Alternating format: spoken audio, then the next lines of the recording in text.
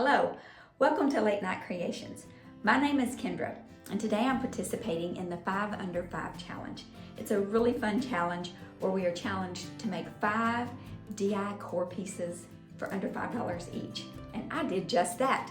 So let's get crafting. Okay, DIY number 1. I'm starting out with some scrap wood that I cut pretty much all the same size. There may be a little bit difference in them, but it's okay because it's a rustic piece. I'm taking some chalk paint in white. This is by Rust-Oleum. And I am going to paint the sides, the front, and the back on all of these pieces. And I'm giving it a pretty good coat. This is raw wood, so it absorbs the paint really nicely and covers good. Now I made these decals, these stencils, with stencil vinyl on my Cricut. And he is risen, the tomb is empty is the whole meaning of Easter to me.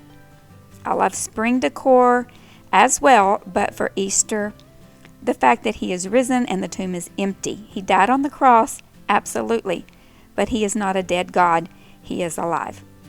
So I put a little Mod Podge on there to help seal the edges so that we don't have any bleeding. And I started with some paint that was a little too thin and it wasn't getting me very good coverage, but it was darker than this truffle by Waverly, but the truffle by Waverly was thicker and I needed better coverage.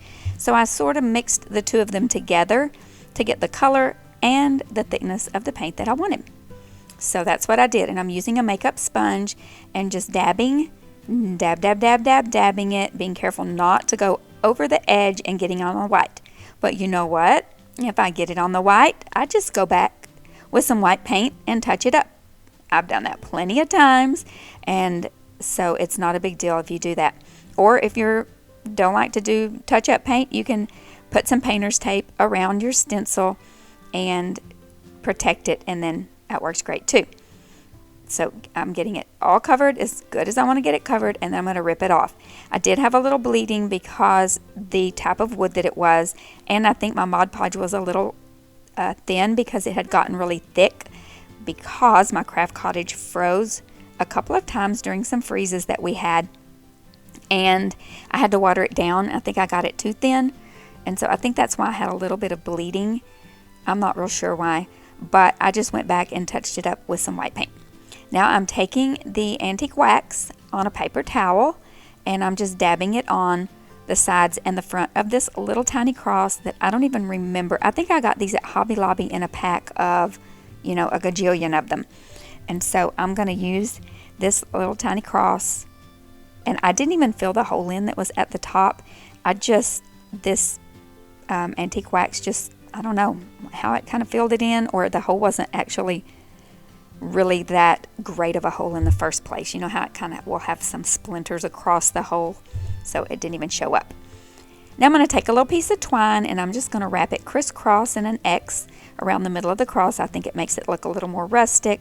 I just like the way this looks, and the fact that it's a little thicker on the back helps me make it a little more 3D when I decide to put it on one of those little blocks in the end you're going to see. Then I take my sanding block and try to distress around the edges, and it didn't work real good for me, so I took it outside and used my hand sander and just distressed it down because I like this distressed look. And then I'm going to take, I didn't show this, I didn't get it on camera, so I'm telling you what I did. I took some clear wax by DIY and waxed them, and then I took the dark wax because the clear wax will keep the dark wax from being so dark. It's easier to move around, and then I just put it on this little piece of an old t-shirt that I cut up, and I just used my finger to put the wax where I wanted it, and then just give it a good rub down. I did that on all 3 of these pieces, keeping the dark mostly around the edges. And then I glued that little cross down to the middle. I just only glued that twine part so it gives it a little 3D effect. And here's how they look on my tiered tray. I absolutely love how they looked. I'm keeping them for myself. Like I said in the intro, this is part of a 5 Under 5 challenge, and it's put on every month, the 5th of the month, on the 5th at 5 Eastern Central 4 o'clock Central my time. It's hosted by Missy from Crafty Cove DIY and Emily from Farm Charm Chic every month. And they have a guest host every month. And this month, our guest host is Dawn from Designs by Gaddis. All of their channels will be listed in the description box below, as well as the playlist with all the amazing creators' videos in there. Now, I got this from my sister. She gave me a big bag of things that she had bought and didn't want anymore, and this was in there. And this is from Target, the dollar spot, and it was $3. And although I think it is very cute, very neutral, except for that bright orange carrot, I decided I wanted to make it even cuter. And so I got my scrapbook paper out. I took those carrots apart, and then I'm just going to trace around each one of my shapes, 2 of the carrots and 1 of the bunnies, and I'm just tracing around it. This, I just decided to do a rough trace because I'm going to do the iron-on method with my, what is this called? Mod Podge. There you go. Sometimes my words just leave me. That's part of getting old, or just too much on your mind. Okay, so I'm deciding whether I want the straps on these carrots to go up and down or sideways. And so I decide I want them to go sideways because you know how carrots kind of have those ridges that go around the carrot? I always think that those lines will make it look more realistic, like carrots really have pink and green stripes on them. But anyway, I just thought that looked cuter. So here's a coat of that Mod Podge. Even though it was thin, it worked really good. So if you're not familiar with that method, I'll explain it when I start to iron on. Now, I needed to make the edges of this carrot white instead of orange, and I didn't really care if it was super duper coverage because those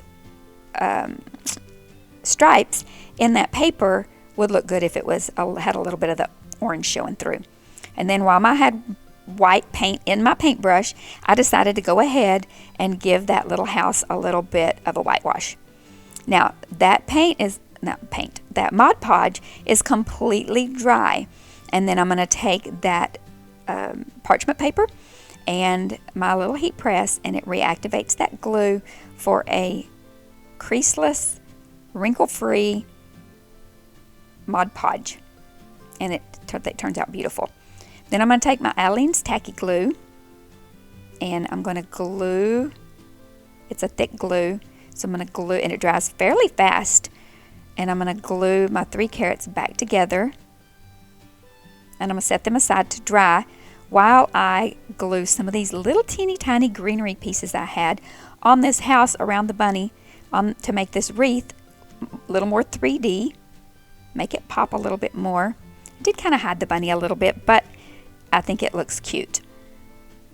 Then I just made a little bow out of this yarn that I picked up at Dollar Tree, and I'm going to wrap some of that yarn around these carrots and glue the yarn to the carrots so it doesn't slide off.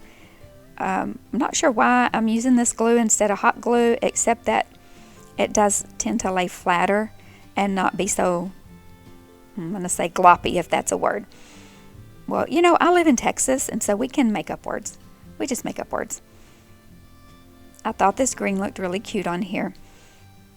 And here's the finished product with the rabbit and the carrots and the little house. And here it is on my tiered tray. Let me know what you think about this little makeover.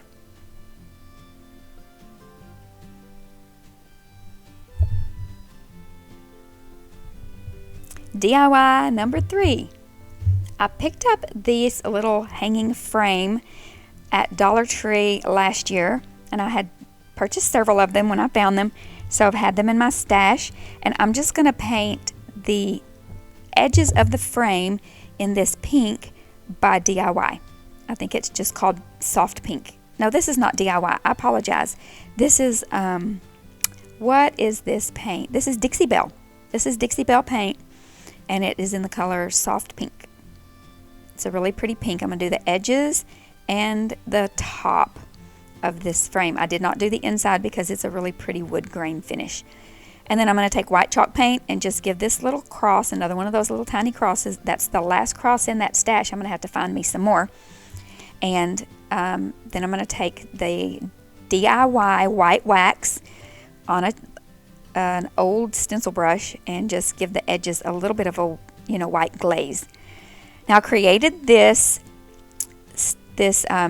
image with my Cricut, and it's an iron-on transfer. It's HTV, and I love to do this because it just adheres better to me than the vinyl on wood. And so it's all nice and flat and smooth. Now I'm trying to decide which twine or ribbon that I want to put on here. This is Baker's twine, and I had this thicker one, and I thought it would look better than that little skinny one. So I just made a little knot. I'm going to glue the little knot on top because I want it to look like it comes through there, but that was too thick to get it through those holes, and I didn't really want to create thicker holes with the drill. So this is just what I did. And I'm just checking to make sure that I've got the placement correct, and then just going to make a little hanger. And then I used some scrap fabric. I used the canvas drop cloth because I have tons of it, and just put it on the back of that hanger to adhere it a little bit better so it doesn't come loose. And so you can see how that hanger turned out. Then I had this little rabbit that came off of a Dollar Tree sign from last year, and I'm going to just glue him on there, and to mask those little holes, I guess, I put a little hanger on him, and I'm going to put a bow on top like he's just kind of hanging on there. And then that cross, I'm going to put it on top of the bunny because Jesus is the reason for this season. He's the reason for every season of our life. So, silly rabbit, Easter's for Jesus. This saying has been around for a while, but anyway, this is how my little sign turned out.